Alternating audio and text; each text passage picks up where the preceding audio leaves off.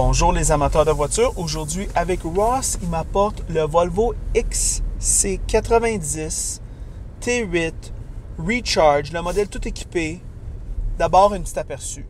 La Volvo XC90 Recharge 2024 est une hybride branchable, ce qui signifie qu'il fonctionnera sur la batterie, puis après à l'essence. Cela résout le problème d'autonomie, mais il s'agit du groupe motopropulseur le plus complexe. Le XC90 Recharge a une autonomie de 53 km, 455 chevaux et un 0-60 de 5,3 secondes. La charge avec un chargeur niveau 2 dure 5 heures. C'est long pour une batterie utilisable de 14,9 kWh. La batterie réelle est plus grande. La vitesse maximale est de 180 km/h et existe une assistance 4 cylindres turbo avec une automatique à 8 vitesses. L'économie de carburant lorsque la batterie est épuisée est environ de 9 litres au 100 km.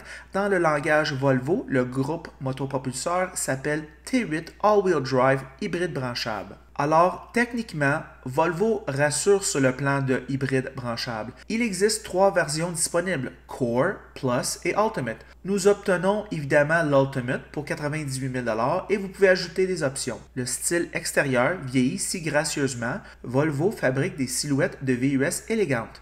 La couleur et la qualité de la peinture sont raffinées. Quelques caractéristiques de luxe, climatisation de la 3e rangée, climatisation à 4 zones, affichage tête haute, infodivertissement 9 pouces, tableau de bord numérique 12 pouces, cruise dynamique avec les aides à la conduite, roue 21 pouces, toit panoramique géant, cuir Nappa, audio 600 watts. Les points forts sont une excellente visibilité, d'excellents sièges et des interfaces de conducteur douces. Cependant, l'infodivertissement est moyen, le tableau de bord numérique est fade et certains matériaux et langages de conception de l'intérieur vieillissent moins bien que l'extérieur. Alors nous voilà de retour. Ross, qu'est-ce que tu en penses de ce véhicule-là? Bien, deuxième génération du Volvo XC90. On l'avait essayé, toi et moi, à son lancement en 2016. Oui. Évidemment, on peaufine quelque chose qui est quand même, on peut dire, une réussite là, chez Volvo. Wow. Top Safety Pick plus selon les DHS. Fait qu'encore là, on est dans l'ADN de Volvo. Véhicule très sécuritaire. Fait que très distinctif de ce point de vue-là, de la part du manufacturier. La braquette de prix, de 86 939 $ à 98 789 $.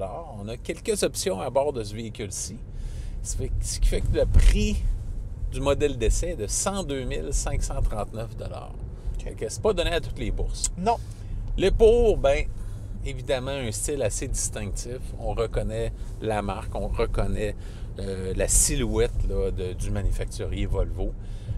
Évidemment, il se démarque là, dans l'industrie automobile là, par ce design-là. Excellent confort des sièges, la tenue de route, suspension pas trop ferme, pas trop molle, vraiment bien dosée là, dans les routes caoteuses de Montréal. Fait qu'un plus pour ça.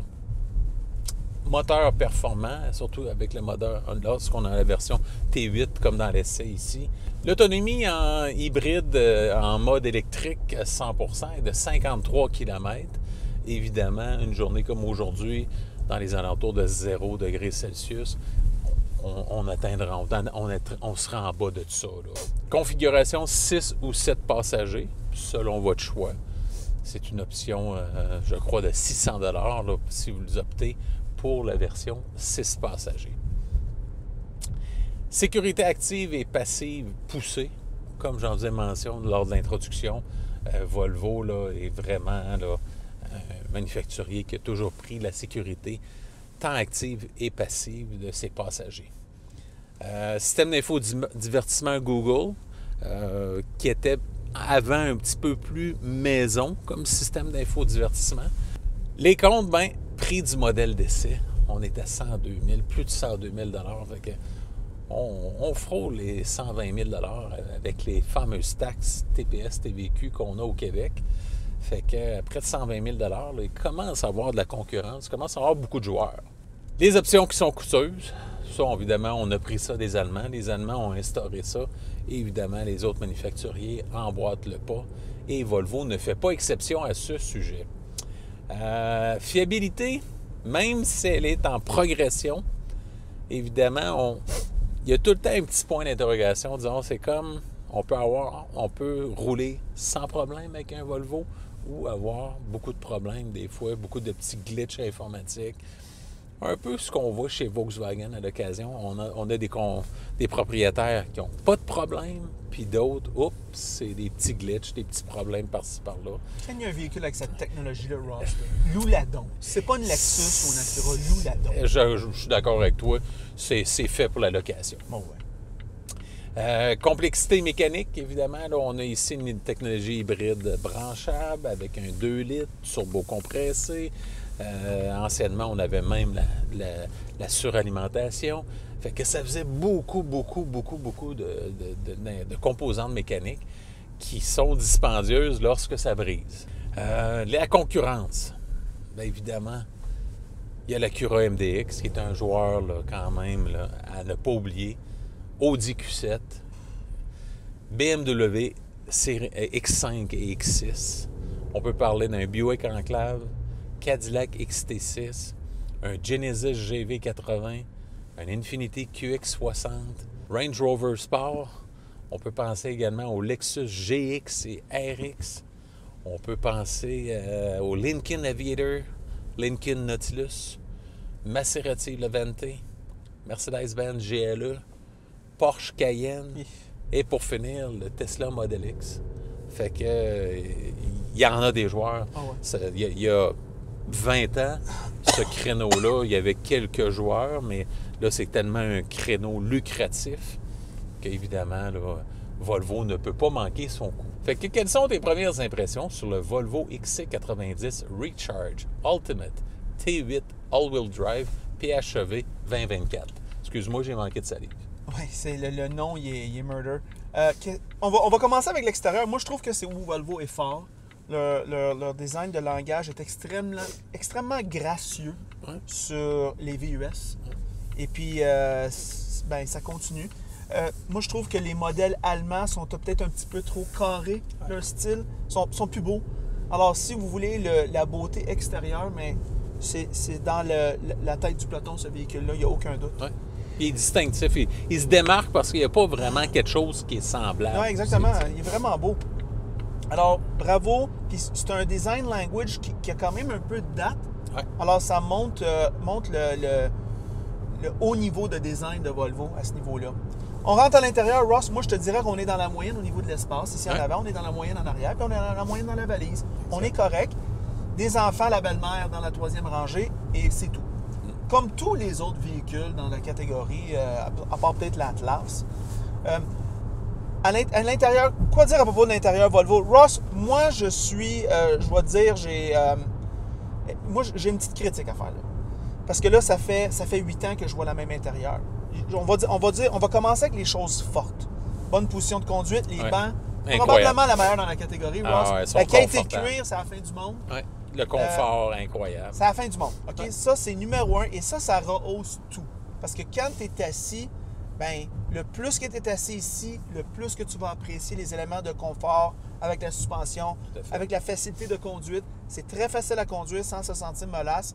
Vraiment, vous allez accomplir la routine de tous les jours dans le grand style, dans le grand luxe, et ça ne sera pas fatigant. Yeah. Alors, mission numéro 1 accomplie pour ce VUS de luxe. Je te dirais que le système de son, très beau. Je te dirais que le look général, esthétique, très bon.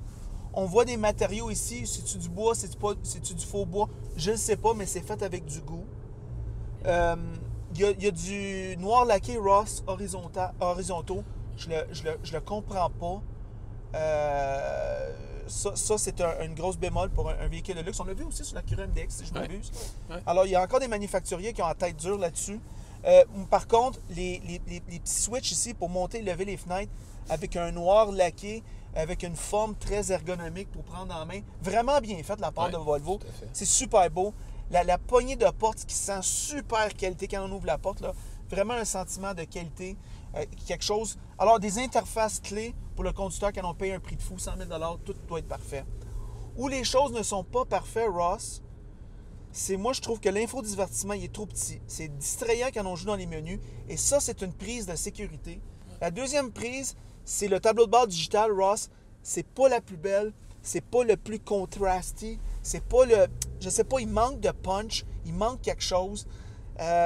Approche conservatrice de ce point de vue-là. Il manque de bling, franchement, là. OK? Fait que ça, à ce niveau-là, l'affichage title, il est beau, il est là, mais on a vu d'autres manufacturiers faire plus brillant, plus bling, plus avatar. Fait que ici, dans le bas de la porte, je sens 100 000. Dans le haut de la porte, je sens 70 000. Sur le haut du tableau de bord, je sens 70 000. Quand je regarde le petit Twitter, Bowers & Wilkins, je ressens 100 000. Quand je niaise dans l'infodivertissement, je sens 70 000. Quand je suis assis dans les bancs, j'étais au-delà de 100 000. Alors, c'est un mélange, l'intérieur. OK? Oui, tout à fait.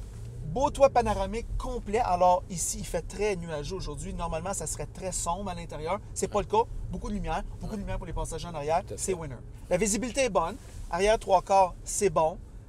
Arrière est très bon même, moi, je te dirais. Ouais. Fait que quelque chose qu'on ne dit pas souvent. La forme du véhicule favorise ça. C'est vraiment bien fait à ce niveau-là.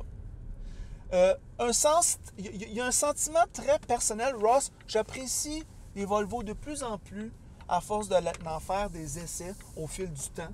Je trouve qu'ils ont cette petite facilité d'utilisation, cette petite familiarité-là qui est bien, qui est très bien à ce niveau-là, que pas tous les véhicules de luxe ont. C'est à peu près ça mes pensées sur le Volvo XC90. Moi, je te dirais, Ross, encore une fois, on fait du pète et répète, mais il faut le faire. C'est pour les auditeurs qui nous regardent la première fois. Un branchable, ça prend une prise à la maison. Tout à fait. Si tu n'as pas de prise à la maison, oublie ça. On peut utiliser ça comme seul véhicule à cause que c'est un branchable. Il n'y a pas de limite d'autonomie. Durant l'hiver, il n'y a pas de problème. Par contre, une prise 120 volts avec ce hybride branchable-là suffirait, selon moi. Pas besoin de niveau 2 parce qu'on a une petite batterie. C'est sûr. On n'est pas dans le 100% électrique. Ouais. Alors, Ross, tes pensées finales? Bien, évidemment, une voiture, un véhicule VUS Volvo qui a beaucoup de technologie, ce qui fait qu'en location, vraiment pas de restrictions parce que la garantie couvre là, selon vos besoins. À l'achat à court et moyen terme, ça peut être correct. À long terme, ça peut être un très, très, très coûteux à réparer après garantie. Ce qui fait que tenez-vous-en donc à la location. Puis c'est pas une flèche qu'on fait à Volvo. Non. On le dit de toutes les marques. Toutes les marques de luxe, exactement. Et voilà. Alors, c'est ça nos pensées sur le très bon Volvo XC90 Recharge T-Rit Ultimate All-Wheel Drive. C'est l'enfer. En passant, si vous aimez la vidéo, aimez-le. Si vous ne l'aimez pas, aimez-le pas. Et si vous l'aimez beaucoup, mais franchement, abonnez-vous à la chaîne et c'est tout.